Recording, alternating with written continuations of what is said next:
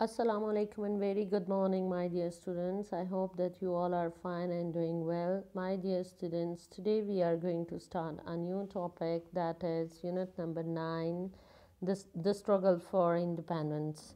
Students, we are going to read textbook pages 88, 89 and page number 90 half. In this unit, we are going to find out about the people and the new political groups that began to work towards independence of the lands in the subcontinent that British ruled. Students, for prior knowledge, I am going to ask a question from you. Question is, why was it necessary for the people of the subcontinent to struggle for their independence? I am sure that you have already learned about it and know the answer of this question. Now let's discuss the learning objectives of today's topic. Students, at the end of the lesson, you should be able to establish how the Indian National Congress and All Indian Muslim League began. You should also be able to consider the opinion of the leader on achievements of Home Rule. You should also be able to discuss beginning of the idea of partition of the subcontinent. You should also be able to define and describe Muhammad Ali Jinnah's efforts for Home Rule. You should also be able to identify the agenda of an important meeting in the movement for Home Rule. Students, following are the main points of today's topic, so let's discuss these. After the War of Independence, Syed Ahmad Khan saw no future for the Muslims of India. He told Muslims to stay friendly with Britain, to learn from West and to acquire education. A British official started Indian National Congress in 1885. All India Muslim League was formed in 1906.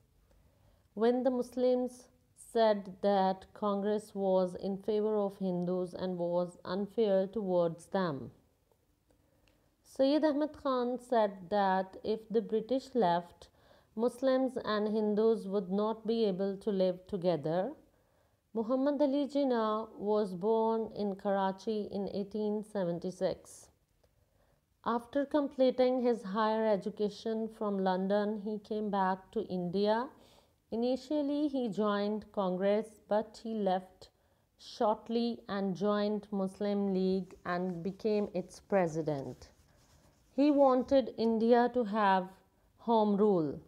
He was given the title of Qaid-e-Azam. Dear students, let's discuss about Sir Syed Ahmad Khan through this information web. After that, we'll discuss about him in detail. Students, Sir Syed Ahmad Khan was born in 1817. He was a Muslim reformer. He built schools for Muslims. He was founder of Aligarh University. He was a judge. He died in 1898. My dear students, Sir Syed Ahmad Khan was a judge, a reformer, and an educator. After the War of Independence, he saw no future for the Muslims of India. If they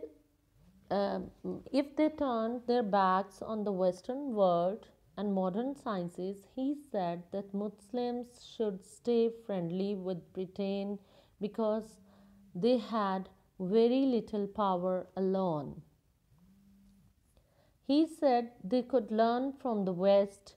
He told them to learn all they could from British schools because education is very important for them. Students, you know that Syed Ahmad Khan was the founder of Aligarh Muslim University in Uttar Pradesh. He also built many schools.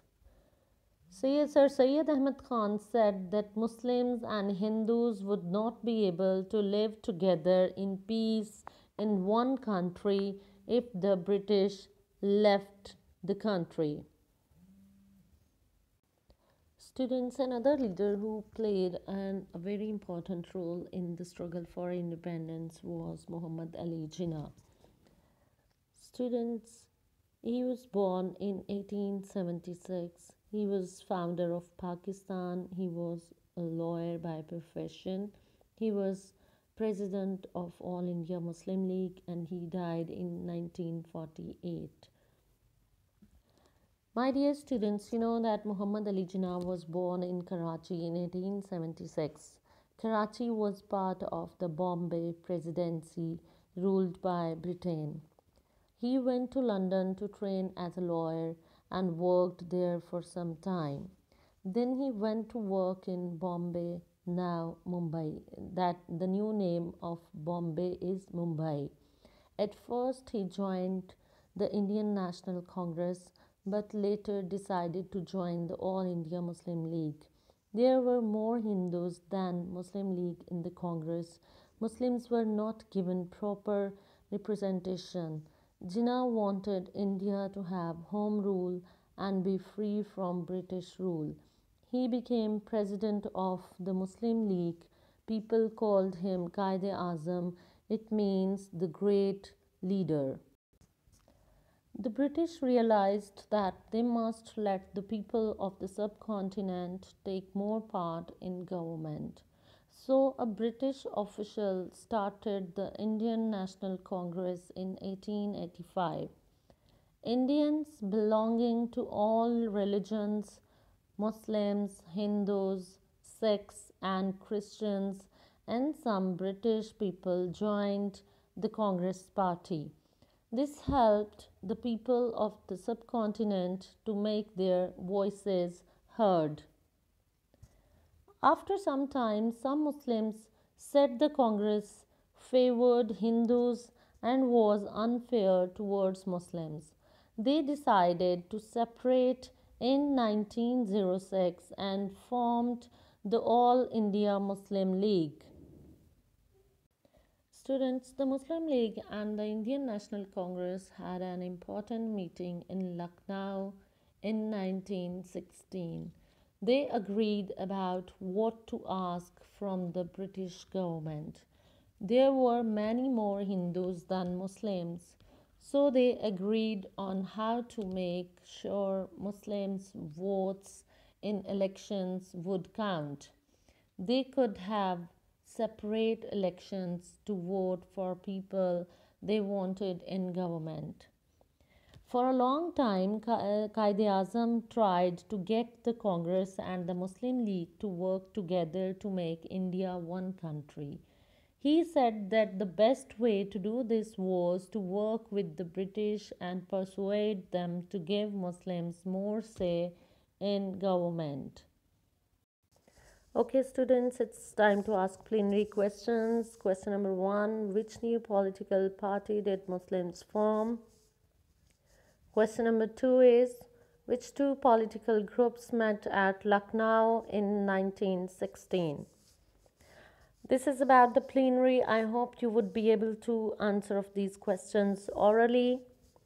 This is your homework, students. You are supposed to read textbook pages 88 till 90, half page, at least 5 times. Then you would be able to answer the questions. Okay, my dear students, this is the end of today's lesson. Take very good care of yourself and people around you. Have a very good day and Allah Hafiz.